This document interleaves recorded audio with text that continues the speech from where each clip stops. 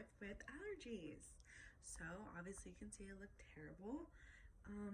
Honestly, I've been drinking some tequila. Luckily, I'm not allergic to that. I am allergic to beer as an alcohol. I don't like vodka. I do like whiskey, but I noticed that I do get some type of allergic swelling from whiskey, so I don't drink that. I'm not gonna lie, like you know. Anyways, let's take a look at my face. So, it's terrible. Okay. All right, cool. You can see here my lips. They're like shredded. I put some like lipstick on, which I thought I was allergic to a while back, but I wore it today because I had a meeting and homegirl's eyes messed up, so I couldn't wear no mascara to kind of like make myself look better. So I'm kind of just like compensating for how bad I look. So my eye here, I have no idea what is going on. It's just like, it started out right here. It was kind of itchy. And then I started rubbing my eyes just from a normal allergy attack. You know, you get those itchy eyes and like nothing can help, not even a shower, no cold compress. And it takes a while for your allergy medication to kick in before you actually realize like, oh my God, like you should actually take some. So I like to wait until the last minute just because I get so tired from Benadryl. Is the only thing that actually kicks in the fastest and that really, really works. So you see here, like it's swollen. I have some bumps there. And I'm gonna go to the doctor tomorrow to kind of figure out what is going on with my skin. See, on the right side of my face, I have issues. See that? It's like my lip right here on the right side. It's just like shredded. Right, and it was a lot worse. Like yesterday was like literally peeling so bad. And like it's starting to peel a lot. And I should probably take this stuff off and make it heal better, but I just cleaning my house right now. So anyways, so I have this bump right here, and it's a pimple. Usually I get that on my period. This is something that I always get every period since I got my first period. I get this pimple right here, but right here is I'm getting these little bumps, and that's not like allergies. It's not like anything, right? Like I've had these my life. I've gotten tested for herpes and all that because it kind of looks like herpes, right? So I actually told my doctor, I was like, I think I have herpes because Google told me so, but Google was wrong. Luckily, I'm completely clear of any of that stuff, and I'm not exactly sure.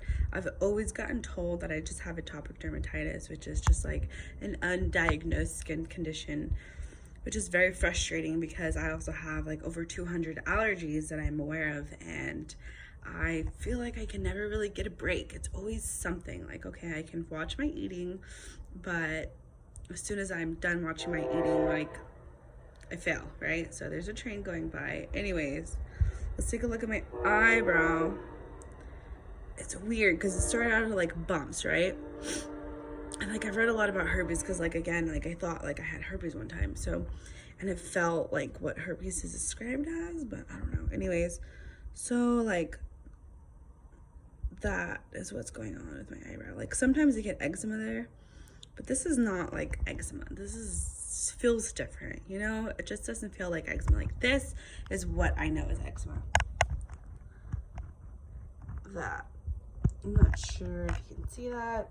Can't tell, but that's my eczema. I have it on mostly this arm, my right arm, and then mostly behind the backs of my legs, which is really frustrating because like when the summer comes, I feel very insecure about like wearing shorts because of my scars, and I've had eczema ever since I can remember.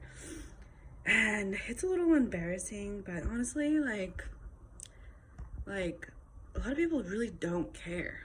Like I care more. That's what I've realized as like growing up, is like no one cares as much as you do about your issues.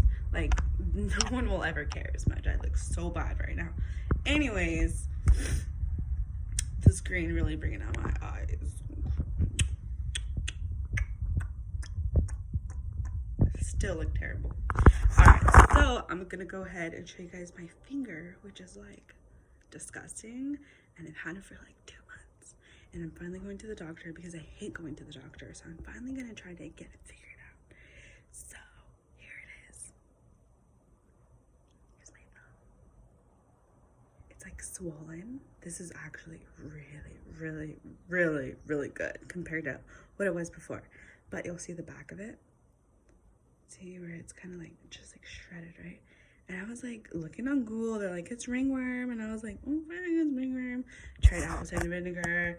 But the only thing that helped, besides for my triamcinolone cream twice a day, even doing wet wraps, that's not, it's just like working. But the main thing, even if I don't use the steroid cream, what's working is a wet wraps, because I was like, why isn't my thing healing? So I Googled some stuff about why wounds don't heal, and they need to be moist, because back in the 70s they found out that like cells travel through water, and so your body produces like this moisture. Have you ever seen that you have a wound and it gets like kind of like gooey?